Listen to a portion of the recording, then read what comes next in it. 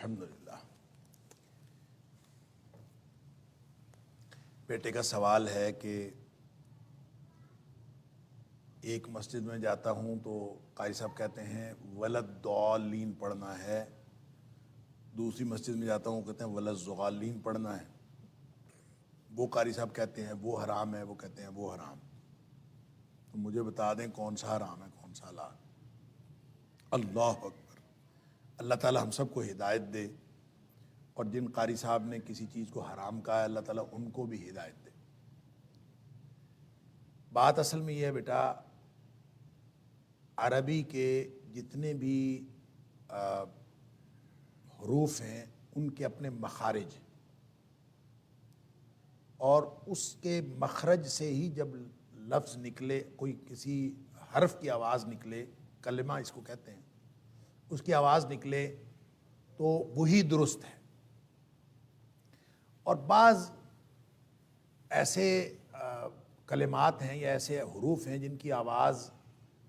نکالنے کے لیے جو مخرج ہے بہت مشکل ہے،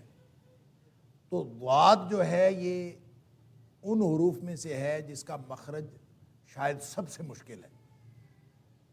مشکل اس اعتبار سے کہ اب اگر آپ قرائے کرام کے پاس بیٹھیں تو وہ آپ کو بتائیں گے، یہ جو تجوید ہے یعنی مخارج کا جو علم ہے وہ آپ کو بتائیں گے کہ اس کو پڑھنے کے لیے آپ زبان کو،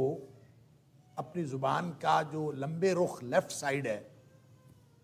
میری بات کو غور سے سن لیں، زبان کی جو لمبے رخ لیفٹ سائیڈ ہے اس کو آپ اوپر والے دانتوں کی جڑوں پہ لگائیں تو جو آواز نکلے گی، پھر آپ ضاد کی آواز نکال لیں، وہ جو آواز نکلے گی وہ صحیح مخرج ہے ضاد کا۔ اب وہ کیا ہے، اس کو اگر آپ نکال لیں گے تو وہ ضاد اور ضاد کے درمیان میں ہے، وہ نہ ضاد ہے نہ وہ ضاد ہے۔ تو اجمی لوگ جب اس کو کرتے ہیں کوشش تو ولد-ضالین، ضاد ہے، ولد-ضالین۔ اب ظاہر ہے اگر وہ ایگزیکٹ آ جائے تو جو الفاظ، وہ جو آواز نکلتی ہے وہ نہ ضاد ہے نہ وہ ضاد ہے، درمیان میں ہے، لیکن جب تھوڑا سا وہ ادھر کو فلکچویٹ کر جائے تو ضاد بن جاتا ہے، اور تھوڑا کو ادھر کو رہ جائے تو یہ ضاد بن جاتا ہے۔ لہذا یہ اجمیوں کے ہاں ہمیشہ سے یہ رولا رہا ہے کہ یہ ضاد ہے کہ ضاد ہے۔ اس کے اوپر باقاعدہ کتابیں لکھی گئی ہیں میرے بیٹا، ایک یعنی کوئی 1800 کچھ میں ایک کتاب لکھی گئی تھی اجالہ ضادیہ، یہ چکر کیا ہے ضاد کا، یعنی اس کے اوپر پورا رسالہ لکھا گیا۔ تو اس کے یہ اس کی وجہ یہی ہے کہ ہم جو عجمی لوگ ہیں، ہم جب ان مخارج کو کما حقہ ادا کرنے کی کوشش کرتے ہیں تو ہمارا تھوڑا بہت اوپر نیچے ہو جاتا ہے، ایگزیکٹ مخرج نہیں نکلتا۔ جب ایگزیکٹ نہیں نکلتا اس میں پھر آگے لوگوں نے اپنے اپنے ضاد اور ضاد کو اپنا لیا ہے۔ کچھ نے کہا ضاد ہمارا ہے، کچھ نے کہا ضاد ہمارا ہے۔ کچھ قراء ہوں گے ان کے شاگرد سارے ولد-ضالین پڑھتے ہوں گے، کچھ قراء ہوں گے ان کے سارے شاگرد ولد-ضالین پڑھتے ہوں گے، حالانکہ یہ نہ ضالین ہے نہ ضالین ہے، یہ دونوں صحیح نہیں ہیں۔ جو کہے کہ ضالین ہے، ضالین غلط ہے، وہ بھی صحیح نہیں کہہ رہا، اور جو کہہ رہا ہے ضالین ہے اور ضالین غلط ہے وہ بھی صحیح نہیں کہہ رہا، اس لیے کہ ضالین دال سے ہوتا ہے اور ضالین زے یا ذال سے ہوتا ہے یا زوا سے ہوتا ہے، ان سب کی اپنی اپنی آوازیں ہیں، الگ الگ ساؤنڈز ہیں۔ لہٰذا یہ ان ساؤنڈ سے بالکل، آپ دیکھیں نا، ایک ذال کی آواز ہے، ایک زے کی آواز ہے، ایک ضوا توئے زوئے اس ضوا کی آواز ہے، اور ایک ضاد کی آواز ہے۔ چار آوازیں ہیں جو ایک طرح کی ہیں، اور ان چاروں کے اندر یہ مختلف آوازیں ہیں، یہ قراء کو معلوم۔ لہٰذا جب آپ ان کی ایگزیکٹ آواز جانتے ہیں، ویسے تو کوشش کرنی چاہیے ان کی ایگزیکٹ آواز۔ مجھے ایک تجوید کے شاگرد بتا رہے تھے کہ اپنے استاد کے پاس یہ جو سورہ ملک میں آتا ہے لم یقبضن، لم یقبضن، تو وہ کہتا ہے کہ یہ 2 مہینے قاری صاحب نے آگے سبق نہیں مجھے دیا، لم یقبض نہیں مجھے کہنا آ رہا تھا۔ اب اندازہ کریں وہ لم یقبضن اگر آپ نے صحیح کہنا ہے تو اس کو کہنے کے لیے جو مجودین کے ہاں اور جو قراء کے ہاں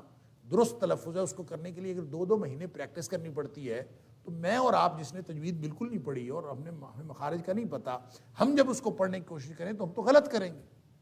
لہٰذا ہمیں تجوید پڑھنی چاہیے، قرآن کا ایگزیکٹ تلفظ معلوم کرنے کی کوشش کرنی چاہیے، اس پر عمل کرنے کی کوشش بھی کرنی چاہیے، لیکن اس کا صحیح تلفظ وہ اگر اوپر یا نیچے ہو جائے تو یہ قطعاً حرام نہیں ہوتا۔ یا آپ کو کسی نے درست نہیں کہا کہ وہ حرام ہے، یہ وہ حرام ہے، بس یہ ہے کہ اگر آپ بغیر اس درست تلفظ کی کوشش کیے اس کو غلط ضالین پڑھ لیں گے تو یہ غلط ہوگا، اس لیے حرام ہوگا کہ وہ آپ نے دال پڑھی ہے، وہ ضاد نہیں پڑھا۔ اسی طرح اگر آپ ضالین پڑھ لیں گے بغیر